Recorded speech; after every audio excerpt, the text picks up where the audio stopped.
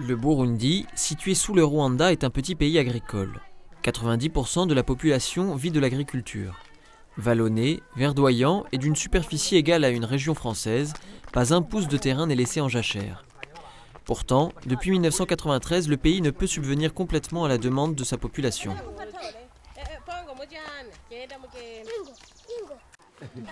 Victor, chef de colline dans la province de Kayanza, nous en explique les raisons. Ici, dans la commune, on a connu la guerre civile. Tout notre bétail a été emporté par la guerre. On n'osait plus sortir travailler dans les champs. Dans le ménage, je dois faire attention à comment ma famille mange.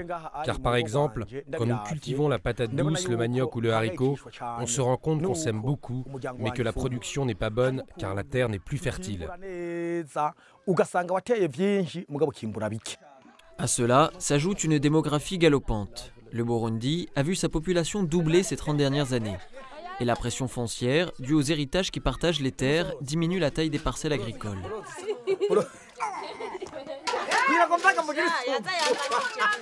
Pour être plus efficace, les producteurs agricoles commencent localement à s'organiser en coopératives. Victor a fait appel à CAPAD, une fédération de coopératives, pour l'aider à renforcer les capacités techniques des paysans. On est ici chez un petit lopin de terre où un producteur de pommes de terre est en train de multiplier, de préparer les semences pour la prochaine saison culturelle. Oui, ça c'est un champ d'aubrey où les producteurs ont adopté les nouvelles techniques de semis en ligne. Et c'est une technique qui permet aux producteurs de diminuer la quantité de semences sur un champ donné. Alors ça augmente aussi le rendement. Vous pouvez comparer les épis. Vous pouvez voir que les épis n'ont pas la même taille. Il y a la différence. Les épis du semis en ligne sont très grandes que les épis du semis en vrac.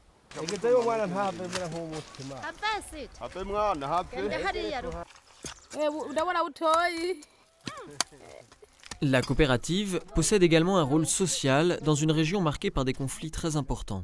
En se regroupant ensemble, les producteurs se connaissent.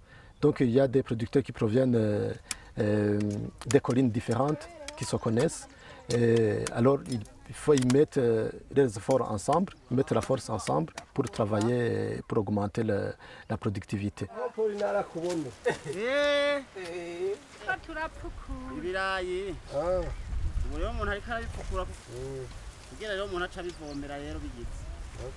Inades Formation, un autre organisme soutenu par le CCFD, a aidé à structurer de manière autonome la filière caféicole. Pour eux, le défi est maintenant de s'attaquer aux autres filières agricoles.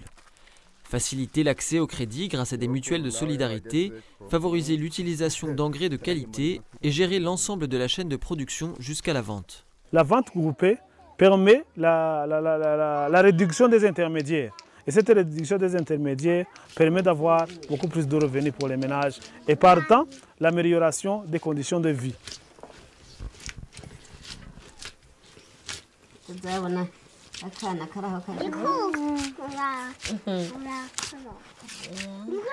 La structuration en coopérative et plus largement en association de coopératives favorise l'émergence d'un cadre de réflexion. Les producteurs agricoles peuvent réfléchir ensemble et se former de manière autonome afin de répondre aux défis de l'avenir. Dans l'immédiat, ça leur permet surtout de peser sur les politiques publiques. Dans un contexte où pendant des années la filière agricole publique a été laissée à l'abandon, il y a tout à construire. Si le gouvernement a besoin des avis des producteurs pour les politiques, pour l'élaboration des différentes politiques de souveraineté alimentaire et de sécurité alimentaire, c'est à travers les associations, c'est à travers les coopératives que le gouvernement recueille les avis des producteurs. Donc c'est un cadre aussi de participation citoyenne, des citoyennes dans l'élaboration et la mise en œuvre des politiques agricoles.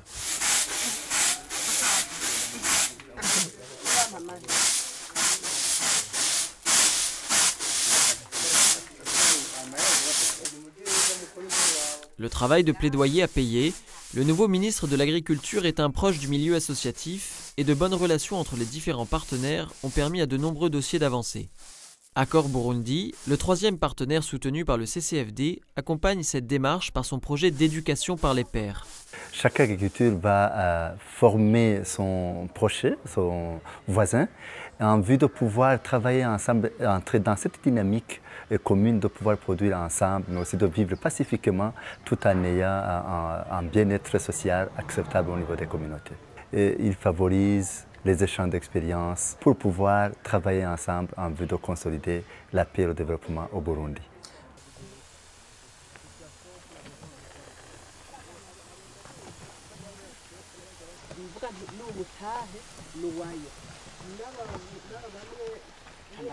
L'objectif primaire, c'est de pouvoir créer une société en mouvement d'agriculteurs solides, capables de créer un contrepoids du gouvernement qui, d'une façon ou d'une autre, puisse contribuer au bien-être de la communauté.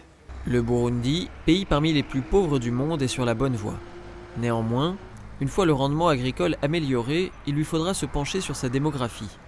Avec 7 enfants par femme pour un territoire aussi petit, l'espace commence à manquer et les politiques publiques en la matière n'en sont qu'au stade de l'ébauche.